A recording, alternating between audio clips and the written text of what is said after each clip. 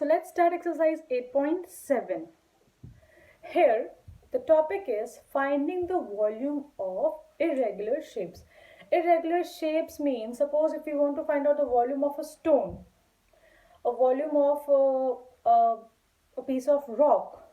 So these shapes of these uh, the shape of these pieces are not same. Sometimes we can see a big stone and sometimes we see small stones. So how can we find out the volume of those small pieces?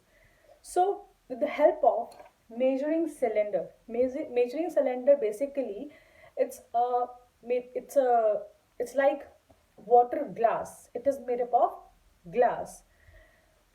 The only difference is in measuring cylinder we will see this kind of scale. It means this scale is, with the help of the scale we can find out the volume of the water. So basically, how we are going to experiment. First of all, what we are going to do, we will fill this measuring glass with water till 100 ml, only 100 ml. And then what we will do, we will notice that the initial position of water is 100 ml. This scale is in milliliters. So the initial stage of water is 100 ml. Now as I drop a stone in it, a piece of stone in it, so the stone will have some weight. Due to this weight, the level of the water will rise up, and might be the water can rise till 150. So earlier, the stage, the level of water, before the level of water was 100 ml. Now after dropping the stone in it, the level of the water increases and reaches till 150. So here, how we will find out the volume of the stone. So this is the scale. In this measuring cylinder, 1 milliliter is equals to 1 cubic meter. This is the standard conversion of milliliters into cubic meter. So every time you will consider 1 milliliter is equals to 1 cubic meter. 2 milliliter is equals to 2 cubic meter. 50 milliliter is equals to 50 cubic meter. So our answer will always come in cubic meter. So here what you will write, how we are going to solve.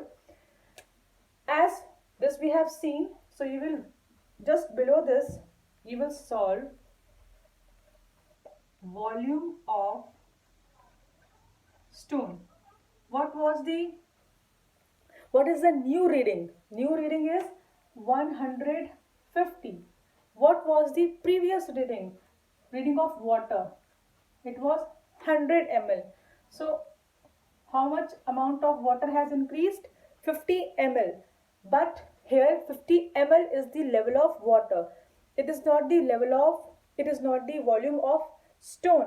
Volume always comes in cubic meter. So as we know that 1 milliliter is equals to 1 cubic meter. So here 50 ml of water has raised. So here the answer is 50 cubic meters. So I hope it is clear. Let's start exercise 8.7. This exercise you have to do in your book only.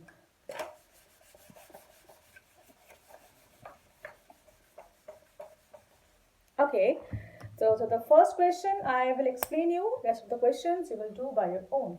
Question says that solids of different shapes are dropped in the measuring cylinder with 100 ml of water. Find the volumes of the solids. As you can see that there are 4 measuring cylinders and each of them they are having different shapes. First there is a paperweight, second it's a lock, third is we can say it's a nut, or fourth is a potato. So all these objects they have different volume. So in the first picture, initially the level of the water was 100 ml. It is mentioned in the question. The water has raised to 120. So how will you write? You will write volume of